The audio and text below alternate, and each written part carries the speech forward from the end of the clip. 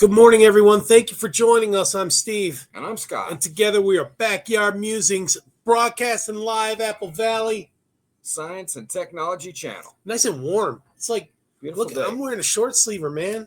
Yeah. You can tell I'm wearing a short sleever. I'm still doing the long sleeve. Yeah, I don't know. So, kind of chilly in the shade, but Yeah. it's all right.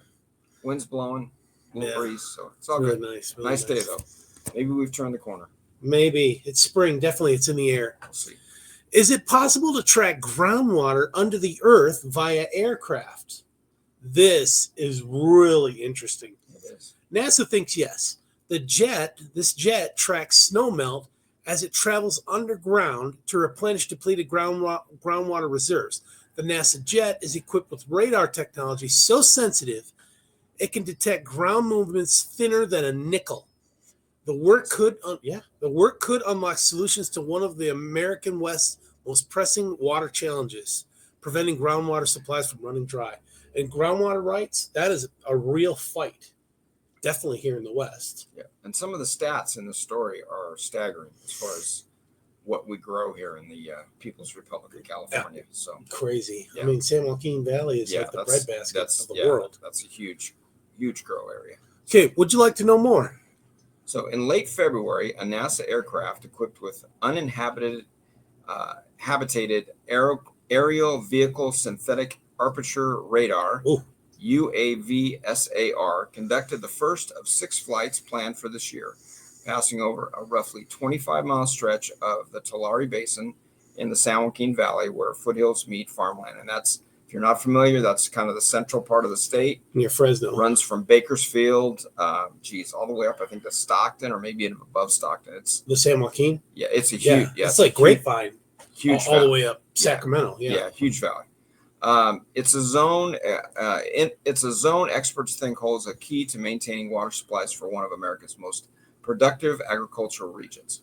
Quote: NASA's technology has the potential to give us unprecedented precision in measuring where snowmelt is recharging groundwater, said Aaron Urquhart, program manager for NASA's Earth Action Water Resources Program at NASA headquarters in Washington. Urquhart, that is Cherokee. That is definitely Cherokee. Urquhart? I don't know. I'm thinking that's maybe Danish or Norwegian. I don't know. Comanche, maybe. I don't know. Maybe. Quote: this information is vital for farmers, water managers, and policymakers trying to make the best possible decisions to protect water supplies for agriculture and communities. End quote. Much of San Joaquin Valley's groundwater comes from the melting of Sierra Nevada snow. Continuing the quote: for generations, we've been managing water in California without truly knowing where that meltwater seeps underground and replenishes groundwater, said Stanford University geophysicist and professor Rosemary Knight, who is leading the research. The process is largely invisible, moisture filtering through rock and sediment and vanishing beneath orchards and fields. But as the liquid moves downhill, it follows a pattern.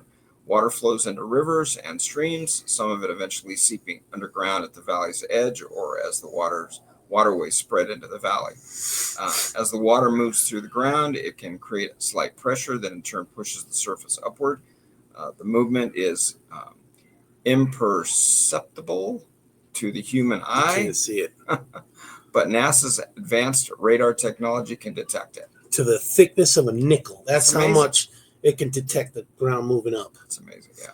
Quote: synthetic aperture radar doesn't directly see the water, explained Yunling Liu, who leads the UAV-SAR program at NASA's Jet Propulsion Lab in Southern California. Quote: we're measuring changes in surface elevation smaller than a centimeter. Centimeter is the thickness of your pinky nail, right? That tell us where the water is. Quote: these surface bulges create what Knight calls an INSAR recharge signature. By tracking how these surface bulges migrate from the mountains into the valley, so I think of it, I guess, as ripples, the team hopes to pinpoint where groundwater replenishment occurs and ultimately quantify the amount of water naturally recharging the system, because we need to know how much, right? Yeah. Previous research using satellite-based INSAR, interferometric synthetic aperture radar, has has shown that land in the San Joaquin Valley uplifts and subsides with the seasons. As the groundwater is replenished by Sierra snowmelt, or as the groundwater is replenished by Sierra snowmelt. But the satellite radar couldn't uniquely identify the recharge paths.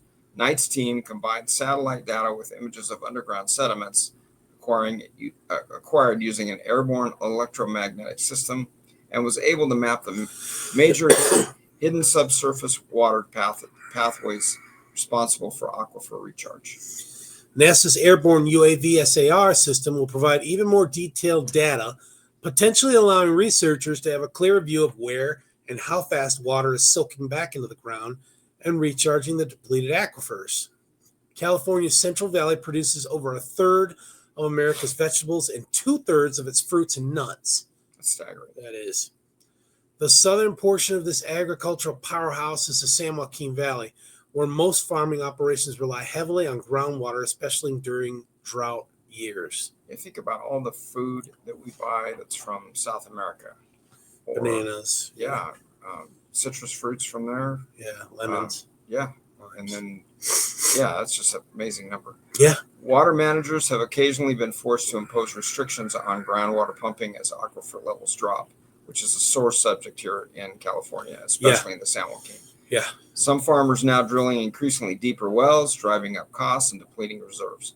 Quote, knowing where recharge is happening is vital for smart water management, said Aaron Fukuda, general manager of the Tulare Irrigation District, a water management agency in Tulare County that oversees irrigation and groundwater recharge projects. Quote, in dry years, when we get limited opportunities, we can direct flood releases to areas that recharge efficiently, avoiding places where water would just evaporate or take too long to soak in, Fukuda said.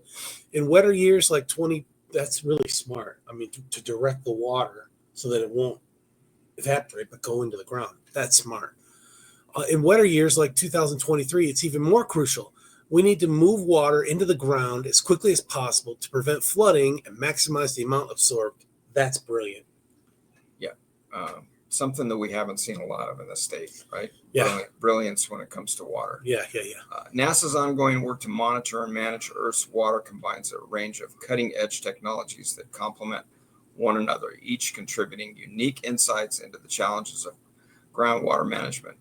The upcoming NISAR, NASA ISRO Synthetic Aperture Radar mission. We talked about that. We did. Last week. Yep. A joint project between NASA and the Indian Space Research Organization, set to launch in the coming months, will provide global scale radar data to track land and ice surface changes, including signatures of groundwater movement every 12 days. Now, I didn't know it was going to track groundwater movement. I didn't know. We didn't report on that last week. That's pretty cool. It is. That's real cool.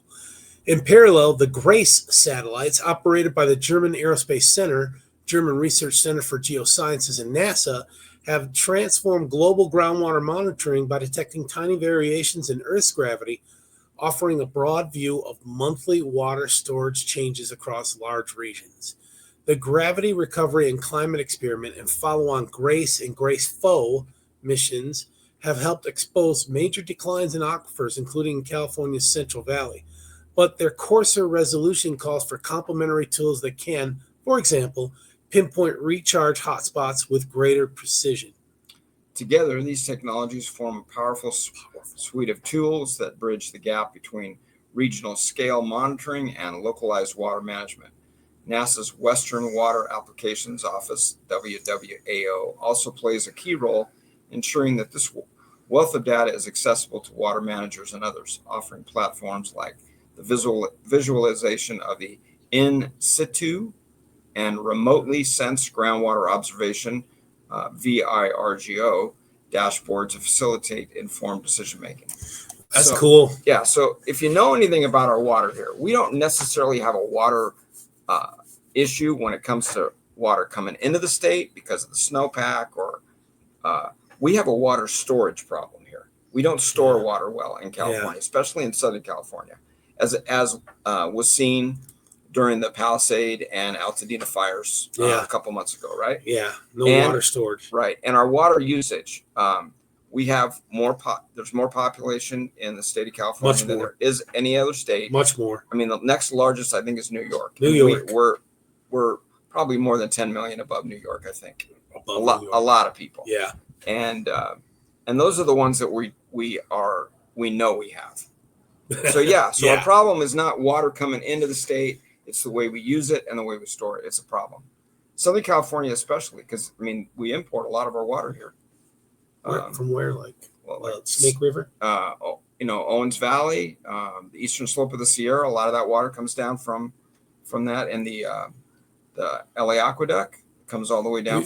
When you say we, you're talking about Apple Valley. Well, we are pretty much we're well water, but we're well water in a desert. So most of our water has to be replenished by water coming off the mountains. Yeah. Or I've heard people say that years ago, an old guy that lived here for a long, long time said that he believed there's an aquifer that flows from Wyoming all the way down and hits the mountains here, like a shelf in the mountains, a wall, and backs up, and that's where we get our well water.